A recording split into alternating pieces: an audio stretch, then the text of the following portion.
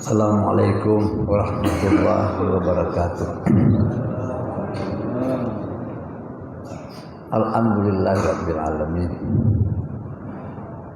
Wa bihi nasta'inu ala umurid dunya waddin.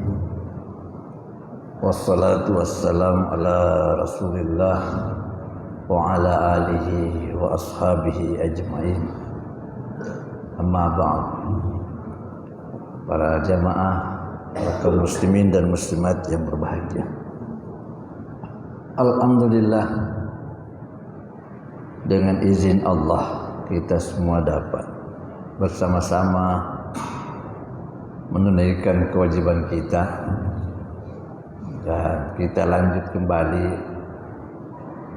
membaca dan mempelajari ayat-ayat Allah Subhanahu wa taala yang insyaallah malam ini kita sudah sampai pada ayat yang ke-111 dari surah Al-An'am. Ayat 111 ini permulaan juz ke-8. Permulaan juz ke-8. A'udzu billahi minasy syaithanir rajim. Bismillahirrahmanirrahim. Walau annana nazzalna ilaihimul malaikah wa kallamahumul mauta wa hasyarna alaihim kulla syai'in qubula ma kanu yu'minu illa ayyasha Allah walakinna aktsarahum yajhalun.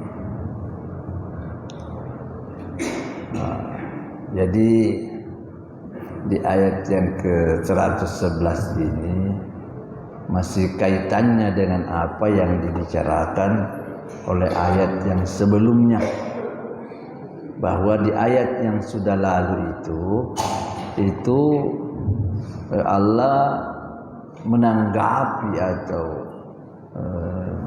menjawab tentang bagaimana mereka itu selalu minta sesuatu yang disebut dengan istilah mukjizat. Mereka sudah menganggap biasa-biasa untuk mendesak Nabi. Diperlihatkan satu keanehan sehingga disebut-sebutlah bagaimana itu nabi-nabi yang dahulu punya keganjilan lah istilah kita, sampai pun pada kesimpulannya mereka juga mau supaya Nabi Muhammad juga mendatangkan mukjizat yang ganjil-ganjil yang aneh-aneh itu. Sehingga di antara yang sudah kita sampaikan itu bahwa mereka juga minta mendesak kepada Nabi supaya Bukit Safa di Makkah itu dijadikan sebagai bukit emas, sehingga dengan demikian menurut pernyataan mereka, kalau itu semua bisa dilihat dalam kenyataan, kita siap untuk jadi beriman. Padahal sesungguhnya bagaimana bisa diharapkan beriman kalau orang sudah kebingungan seperti itu? Sesungguhnya hatinya sudah tertutup. Hati yang sudah tertutup itu kita mengharap apa dari orang seperti itu? Jadi di sini Allah menjawab lagi. Allah menyampaikan lagi keterangannya. Walau annana nazzalna ilaihimul malaikah. Sekiranya kami menurunkan kepada mereka itu malaikat. Kenapa disebut malaikat? Ya, sesuai dengan permintaannya juga kepada Nabi. Karena mereka pernah mendesak Nabi. Kalau mau cepat dipercaya Muhammad, datangkan malaikat duduk bersama dengan Allah di depan kita. Itu mereka mau seperti itu sampai mereka minta, di mana malaikat? Panggil sini. Allah sebagai Tuhan yang kau sembah itu Muhammad, juga ayo kita duduk. Jadi mereka minta kita duduk segitiga. Allah, malaikat, Muhammad. Nah, itu mereka minta begitu. Jadi Allah bilang, seandainya kami mau turunkan, seandainya kami mau begitu. Wa kallamahumul mauta, dan bisa juga berbicara kepada mereka orang mati. Apalagi kenapa dikatakan wa kallamahumul mauta, dan mereka bisa omong langsung dengan orang mati? Karena sesuai juga seperti yang dia pernah mendesak Nabi. Nabi juga kan seperti itu, didesak-desak.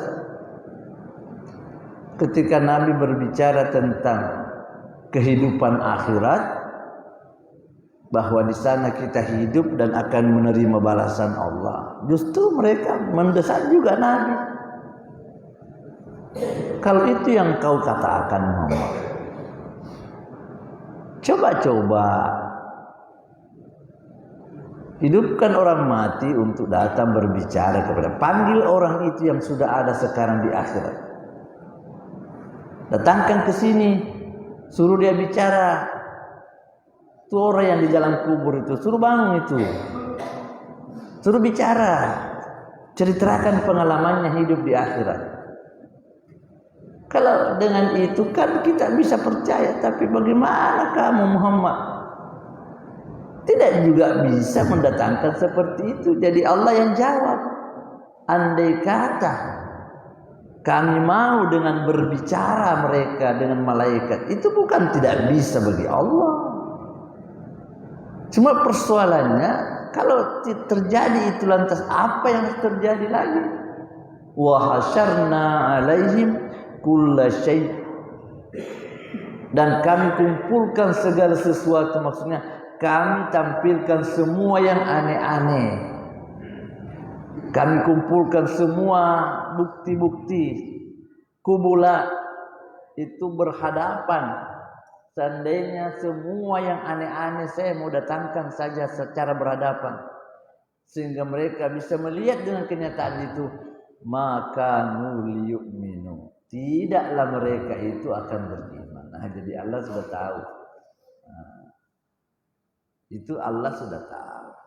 Jadi Allah sampaikan kepada Nabi Muhammad. Macam-macam saja mereka minta.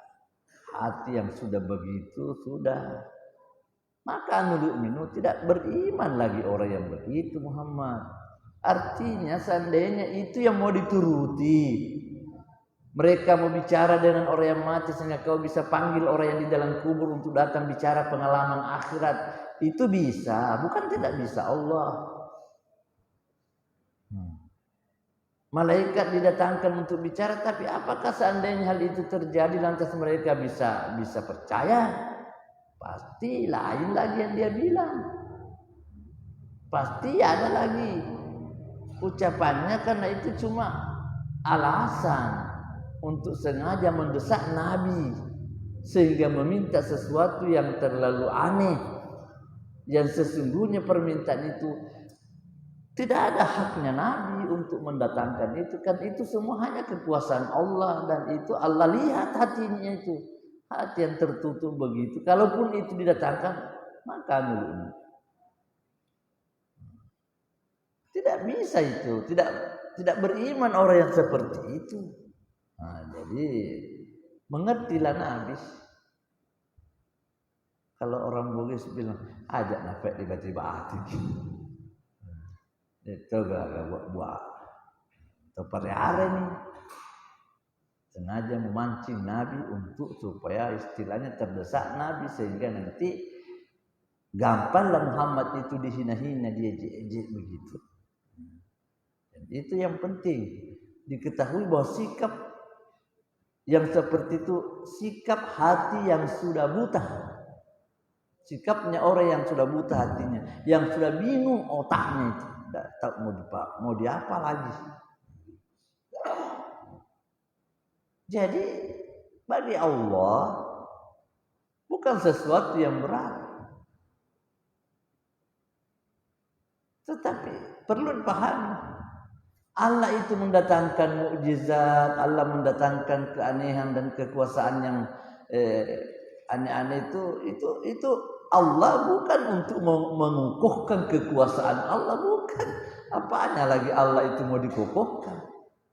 Allah mendatangkan seperti itu bukan untuk menguatkan kekuasaan Allah sehingga seolah-olah dengan itu Allah semakin kuat. Tidak perlu lagi dibawa ke situ. Itu diadakan, kalau itu pun diadakan untuk membuktikan kepada mereka bahwa apa yang Anda pikir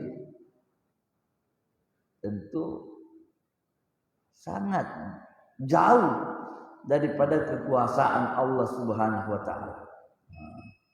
Tidak adakah mungkin pikiranmu itu bisa dekat kepada apa yang Allah ketahui, sehingga kekuasaan Allah tetaplah Allah, tidak terbatas. Kekuasaan Allah tidak terjangkau oleh siapapun, makhluk manusia atau makhluk siapa. Tapi kalau itu semua didatangkan oleh Allah, maka tidak beriman juga mereka. Nah, kemudian di sini di ayat di ujung di sini mengatakan illa ayyasha Allah, kecuali jika dikehendaki oleh Allah. Itu untuk mengembalikan pengertian bahwa apa yang susah kalau Allah mau.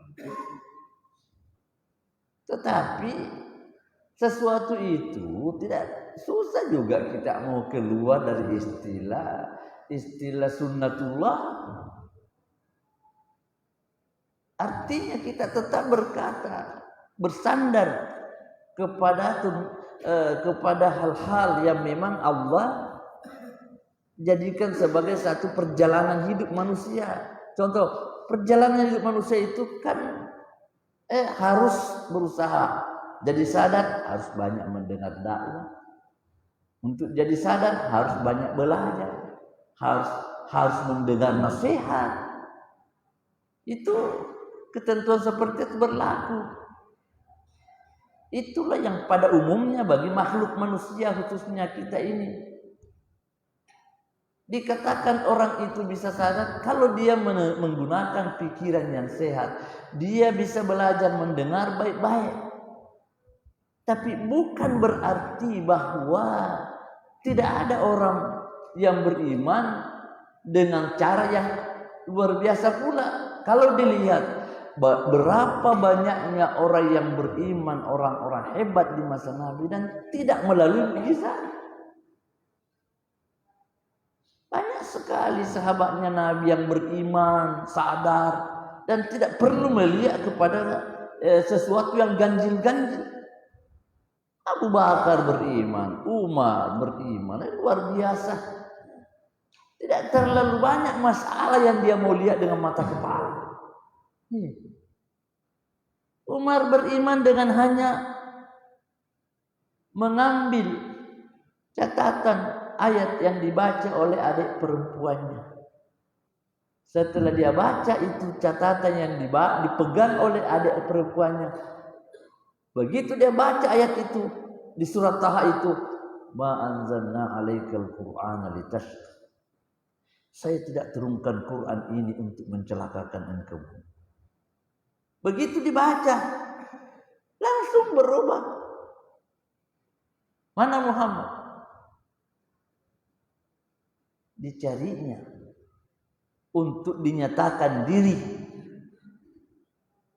menyatakan pendirian beriman kepada Al-Quran ini. Yang tadinya habis-habisan berpikir untuk bagaimana mencelakakan Nabi Muhammad.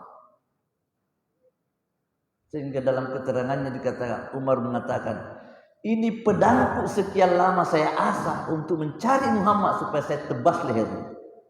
Sekarang pedang ini saya asah untuk mencari manusia yang mau memusuhi Nabi Muhammad untuk saya tebas lehernya lagi. Itu kadang kan bisa berubah. Itu kan namanya illa yasha Allah. Tapi jangan dengan begitu lantas kita lari menjadi golongan kelompok Qadariyah namanya. Artinya merasa tidak ada usaha. Kita hanya dikendalikan oleh takdir, tidak perlu ada usaha. Itu tidak seperti itu. Kalau dikata illa ayyashallah, itu dikembalikan supaya kita tambah yakin bahwa apa yang susah kalau Allah mau. Tetapi Allah tetap menganjurkan kita menempuh jalan-jalan yang telah disunnahkan namanya. Kenapa Allah suruh kita pergi mendengar dakwah? Padahal tanpa mendengar dakwah kalau kita mau dibikin sadar oleh Allah. Iya, tapi tetap berlaku sunnatullah. Tapi apa yang Allah mau di luar dari segalanya bisa saja. Tapi kita tetap jangan keluar daripada aturan. Tidak boleh kita keluar daripada petunjuknya. Jadi kalau kata illa ayyasha Allah, maksudnya kita cukuplah berkata bahwa Allah itu berkuasa menyadarkan orang yang hatinya tertutup bisa. Tapi ada juga orang yang hatinya ditutup dan tidak diberikan kesadaran oleh Allah sampai mati. Tidak ada sesuatu kecuali hanya dibulat kembalinya kepada Allah.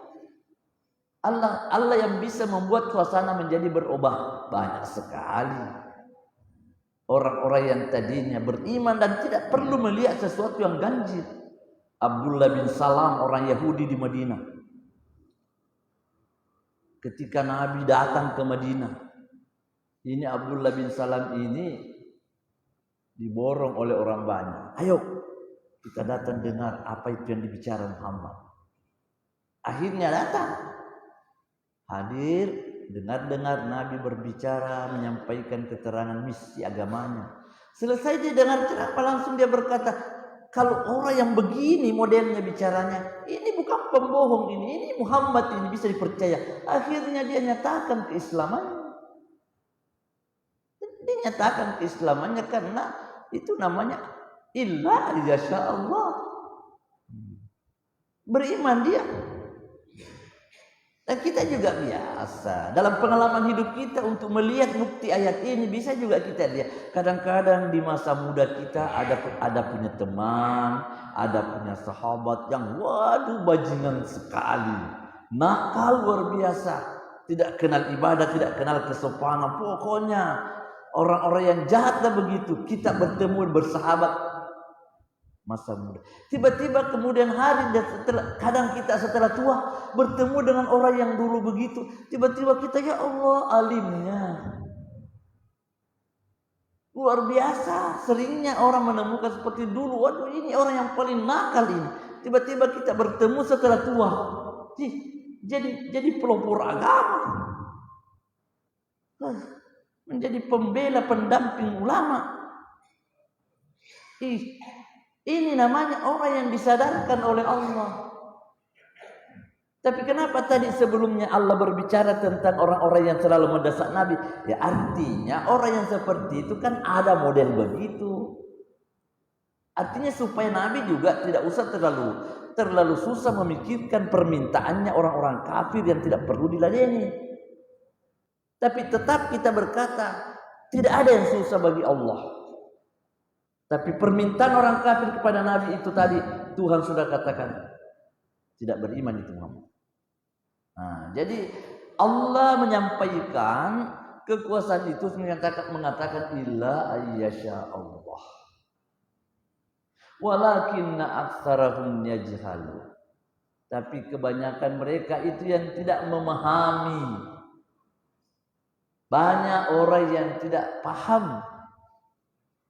Artinya begini, banyak orang yang tidak paham bahwa Allah itu bisa berbuat dengan kenyataan yang sangat mengherankan. Banyak orang yang tidak tahu bahwa manusia itu dikendalikan oleh Allah, dikendalikan oleh takdirnya Allah.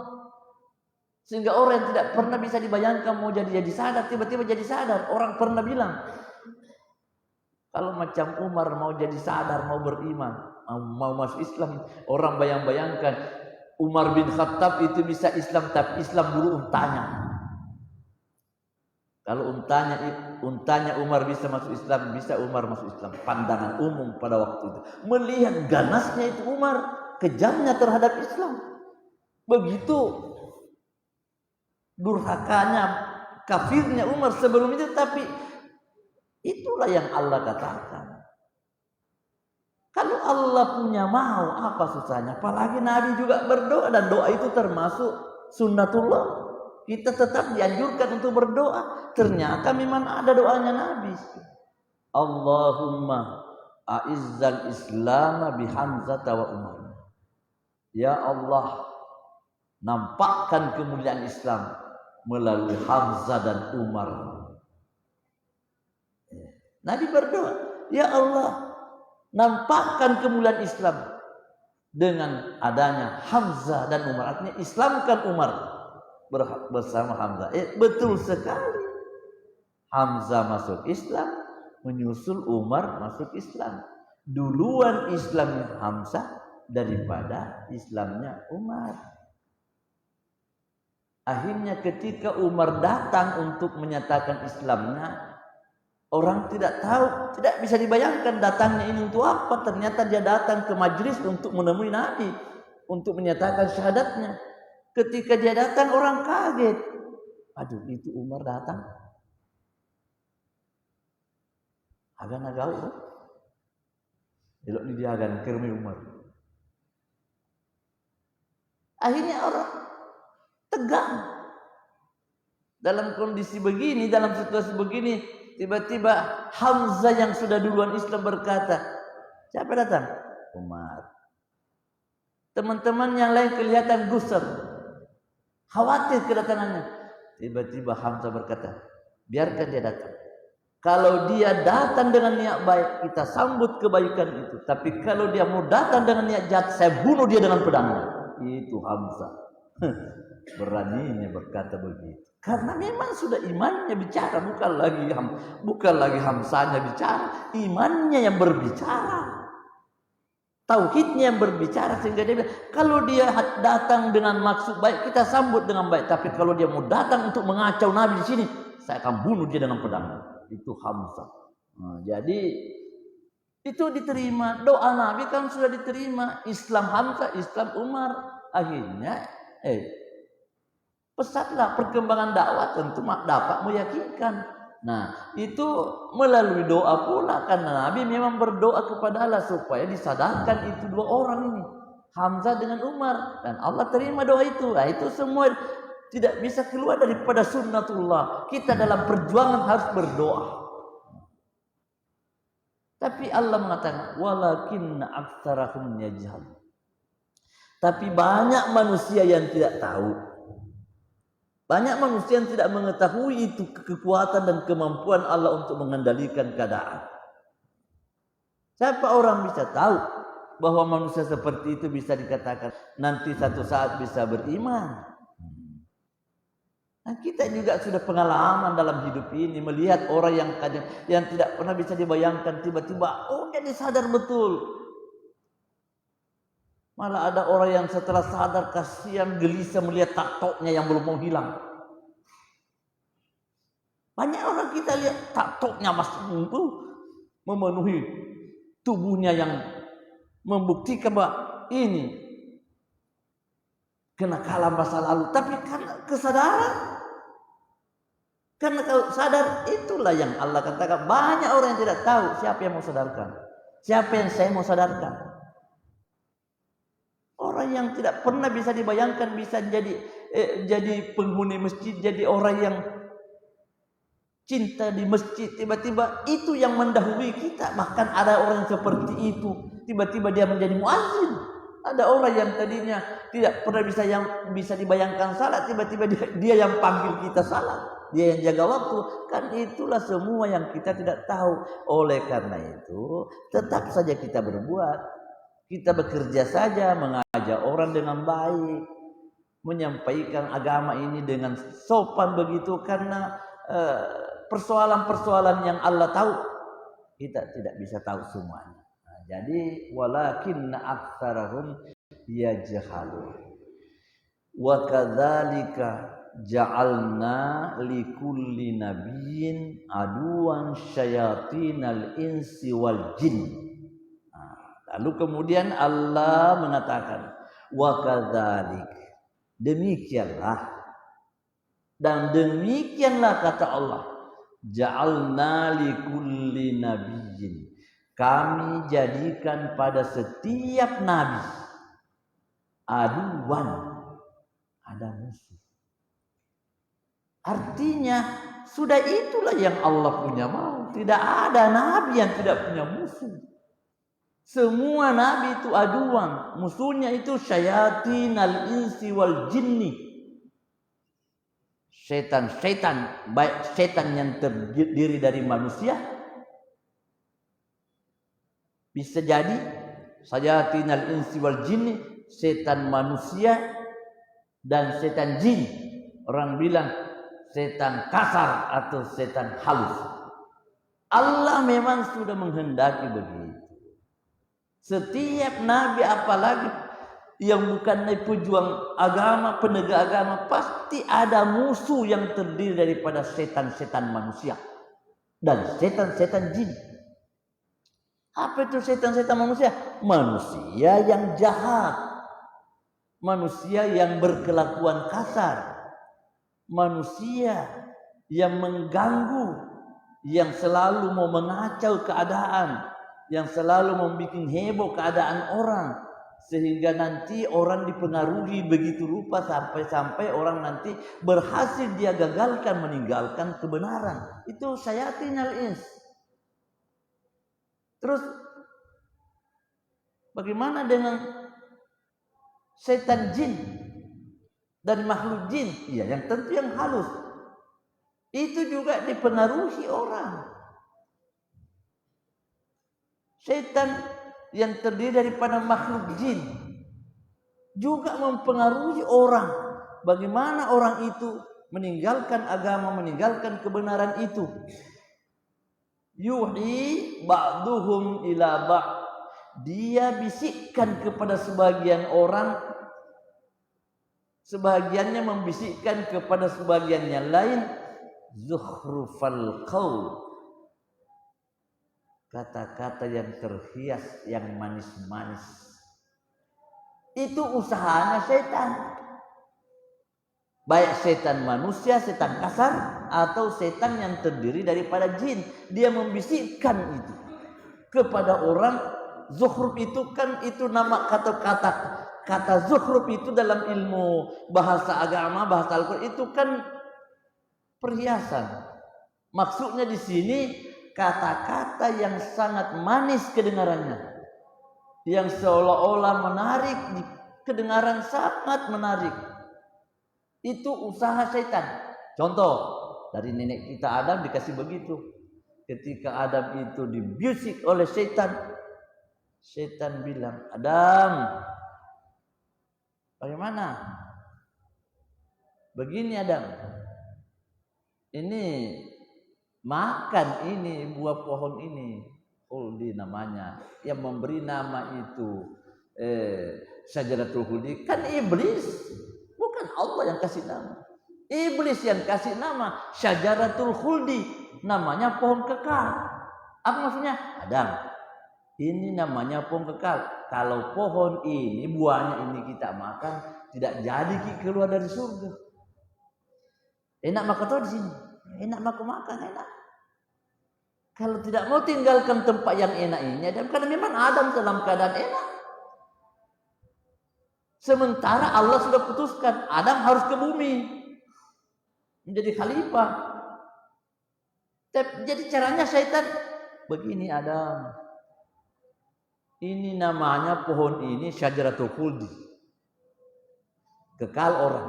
Jadi kalau tidak mau keluar dari tempat yang enak ini, makan ini buah. Awalnya memang berpikir karena tahu diri pernah dilarang, tapi akhirnya iblis menambah bahasanya yang sangat gemulai. Dia mengatakan, Adam, Tuhan mengatakan dalam ayatnya, wa qasamahuma. Akhirnya iblis bersumpah kepada Adam dan Hawa. Apa sumpahnya? Inilah kumala minan nasihin. Sungguh saya Adam hanya menasihati kamu. Kalau mau ki enak terus. Gitu kan? Manis.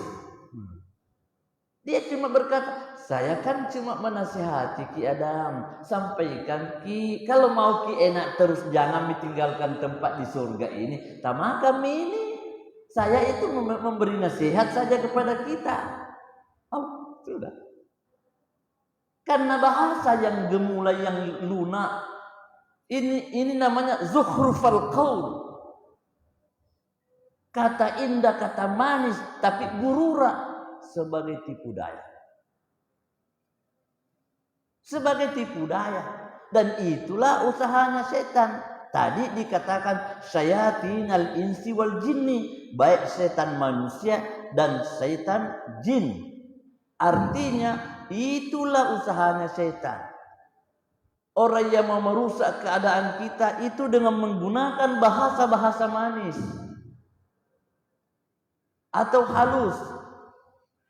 Setan yang terdiri daripada makhluk jin yang sangat halus membisikkan sesuatu sehingga menanamkan pemahaman-pemahaman sampai ya dibuatlah kita begitu rupa, sampai kita dibuat kepada bunyi burung, kalau begini kau jadi sial. Siapa mau sial? Bunyi burung yang begini namanya orang kalau ini sial. Akhirnya dibisikkan lagi. Ini keris yang sudah bertua begini. Kalau ini tidak dikasih begini, nanti akan menjadi begini. Ini keris ini harus kau jaga dan rawat baik-baik, karena di sini ada sesuatu yang tersimpan. Itu kan namanya itu zuhrufal qaul. Jin halus yang membisikkan kepada kita, membuat kita kebingungan. Kita juga sepertinya mau tertarik dengan mendengarkan itu semua, karena memang kalau syaitan itu, jin sudah membisik-bisik kita sampai kepada membisikkan bagaimana supaya kita jadi musyrik, macam-macam lah caranya. Kesimpulannya gurura, tipu daya, dibuat suasana supaya kita menjadi tertutup. Walau sya'allahu ma fa'aluhu. Lanjut lagi Allah kata, walau sya'allah, sekiranya Allah mau. Artinya kalau Allah hanya mau menggunakan dalam arti bahwa tidak perlu ada ikhtiar, tidak perlu ada usaha, hanya Allah mau menggunakan kekuasaan toknya saja, tidak perlu ada imbangan berpikir. Padahal di dalam Al-Quran kan Tuhan sudah bilang tidak perlu lagi dipaksa-paksa orang. Jadi fadharhum wa ma yaftarun, biarkan mereka dengan apa yang mereka ada-adakan. Biarkan saja begitu. Itu kan sudah Tuhan bilang, kalau saya mau bisa saja. Tetapi Allah memang tidak begitu. Kenapa? Ada ayat Allah mengatakan, la ikraha fid din, qad tabayyana ar-rusydu minal ghayy. Tidak ada lagi paksaan dalam memasuki satu agama. Tidak perlu orang dipaksa-paksa untuk menerima satu agama. Kenapa? Qad tabayyana ar-rusydu minal ghayy, karena telah nyata petunjuk dari perbedaannya daripada kesesatan. Kan sudah jelas. Kita sudah melihat kenyataan dalam hidup ini. Bagaimana baiknya itu akhlaknya orang kalau beragama dengan sesungguhnya. Bagaimana jahatnya orang yang tidak menerima petunjuk agama. Itu kan sudah nyata. Jadi kalau orang sudah melihat begitu, Allah mengatakan la ikraha fiddin, tidak perlu dipaksa orang kalau untuk menerima agama.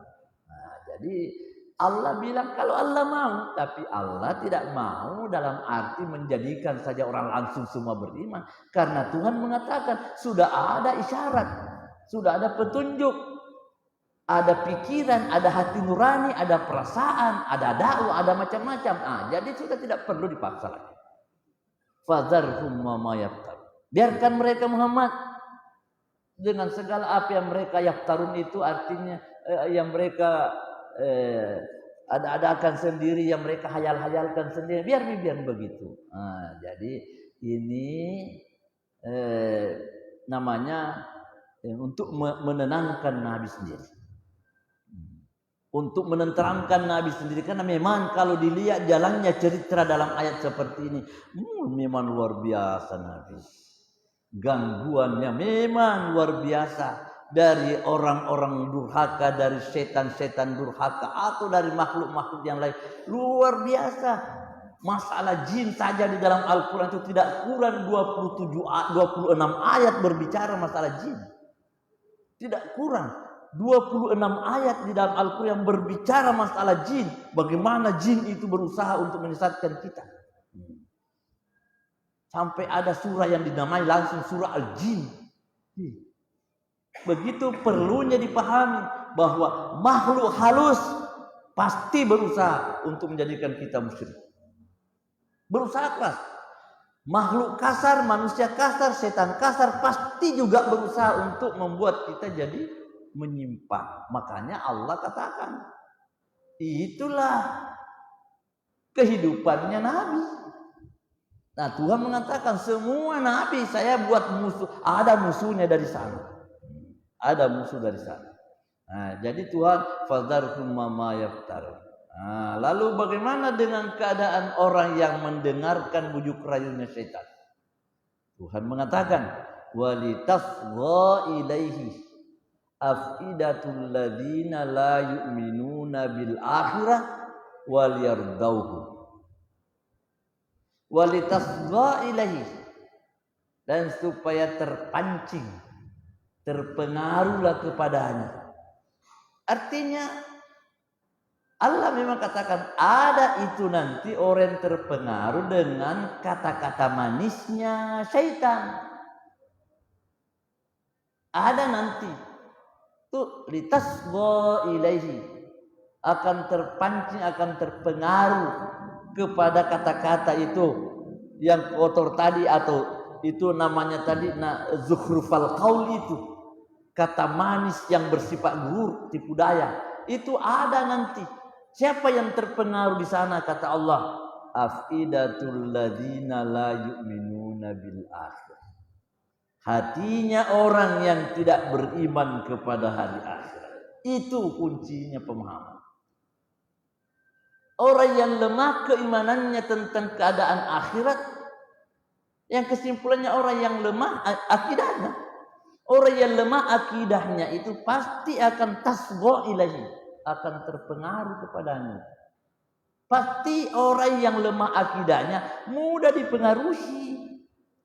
Kalau dikasih pengaruh bilang, ini keris, jangan sembarang sentuh kalau bukan waktu tertentu. Kalau ada orang sakit, ini buat begini, ini bikinkan, ini nyalakan kemenyan, ini kasih begini. Pasti terpengaruh orang. Kenapa? Alladzina la yu'minuna billahi, karena akidah yang rusak. Begitu juga godaan bahasa-bahasa manisnya setan-setan manusia. Pasti juga orang kalau tidak beriman kepada akhirat, akidahnya juga lemah, pasti juga mudah. Pasti. Contoh, kalau orang bilang, kalau mau jadi cepat kaya, berduit banyak, punya modal banyak, jangan terlalu disiplin halal haram, umpamanya. Lagi-lagi tambah, iyalah, ya oke lah itu salah, tapi kan namanya ada juga taubat. Kan enak dibayang-bayangi kita dengan taubat sambil kita dijerumuskan untuk berbuat dosa. Ini kan namanya zukhrufal qaul, kata manis tapi bersifat bujukan rayuan untuk menipu kita. Akhirnya kita, karena akidah kita lemah, maka Allah mengatakan afidatul ladzina la yu'minuna billahi waliyardauhu, dan supaya senanglah hati itu kepada itu tadi. Senang hati, orang senang karena tidak punya akidah. Waliyaqtarifu ma hum muqtarifun, dan mereka, biarlah mereka mengada-adakan apa yang mereka hendak adakan. Biarlah mereka lakukan apa yang mereka hendak lakukan. Itulah bahasanya Allah. Kalau orang sudah tidak mau dinasihati dengan petunjuk akidah yang benar, sudah Tuhan juga bilang, kalau sudah dikasih sudah dilarang tidak mau berhenti, sudah dinasihati tidak mau, sudah diperjelas ayat dan hadisnya, sudah diterangkan tauhidnya tidak mau terima, waliyaqtarifu ma hum muqtarifun. Jangan dipalelem jangan.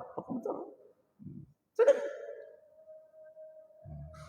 Jadi Tuhan berkata untuk meyakinkan kita. Lalu kemudian Allah berkata lagi kepada Nabi Muhammad, disuruh lagi Nabi bicara. Apalagi yang Nabi harus katakan? Afa ghairallahi abtaghi hakaman. Apakah selain Allah yang saya harus cari menjadi hakim? Hakim kan pemutus perkara. Jadi apakah kita mau mencari hakim untuk memutuskan perkara boleh tidaknya selain Allah? Itu Nabi disuruh oleh Allah. Bagaimana kita hidup? Mau meninggalkan Allah untuk memutuskan perkara, dalam bahasa kita menjadi hakim. Afa ghairallah, apakah selain Allah? Abtaghi hakama, yang saya cari untuk menjadi hakama, hakim pemutus perkara. Wa huwallazi anzala ilaikumul kitaba mufassala, padahal dialah Allah yang menurunkan kepadamu kitab mufassala, secara terperinci, secara jelas. Al-Quran yang Allah turunkan kepadamu itu sudah merinci segala persoalan hidup dan mati, dunia dan akhirat. Jadi kalau selain Allah, kelirulah kita. Apa maksudnya Nabi di sini disuruh berkata seperti ini? Supaya belajar menyatakan pendirian. Belajar menyatakan pendirian yang benar. Kalau kita dibujuk-bujuk orang untuk menyatakan sesuatu yang salah menurut agama, kita disuruh berkata, apakah selain Allah? Padahal dia Allah, wa huwallazi anzala ilaikumul kitaba mufassala. Dia Allah yang menurunkan kitab kepada kamu secara terperinci. Di sini sudah membuat kita harus belajar. Mengapa Allah berkata menurunkan kepadamu kitab secara mufassala? Karena kita dalam hidup ini hanya biasa salah kerja, salah langkah, salah urusan karena kita tidak paham Al-Quran. Ketidakpahaman kita terhadap Al-Quran menjadikan kita sering bekerja yang salah. Kita berbuat yang sangat keliru.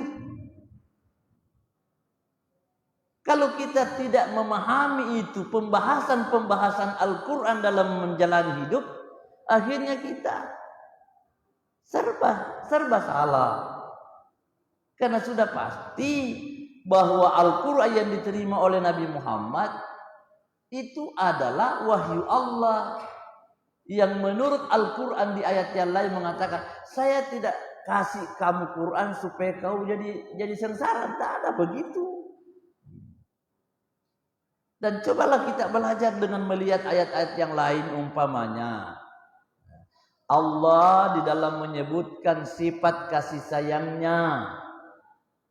Allah di dalam menyampaikan sifat kasih sayangnya itu, dia kaitkan pembicaraannya dengan Al-Quran. Contoh, Ar-Rahman 'allamal Quran. Allah menyebut sifatnya Ar-Rahman, terus disambung 'allamal Quran. Dia yang mengajarkan Al-Quran. Jadi sifat kasih sayangnya Allah itu tersalur dengan adanya Al-Quran. Di ayat yang lain lagi kita melihat lagi, ketika Nabi dinyatakan sebagai Rasul, ketika Allah menyatakan kerasulan Nabi Muhammad sallallahu alaihi wasallam, itu dikaitkan lagi dengan pembicaraan Al-Quran. Yasin wal Qur'anil Hakim, demi Quran yang sangat bijaksana. Terus bagaimana? Innaka laminal mursalin, sungguh engkau Muhammad adalah utusanku. Jadi Allah mempertegas Muhammad itu utusanku, dikaitkan adanya menjadi rasul dengan Al-Quran. Jadi semua penuh dengan keterangan. Tidak ada yang bisa mengelirukan kita lagi. Jadi itulah sebabnya Nabi disuruh menyatakan pendirian. Anzala ilaikumul kitaba mufassala. Apa namanya? Walladzina atinahumul kitaba ya'maluna bi annahu ya'lamuna annahu munazzalun mir rabbik. Orang yang diberikan kitab Muhammad, ahli kitab maksudnya Yahudi dan Nasrani, orang yang diberikan kitab sebelum ini Muhammad, ya'lamuna, dia itu tahu.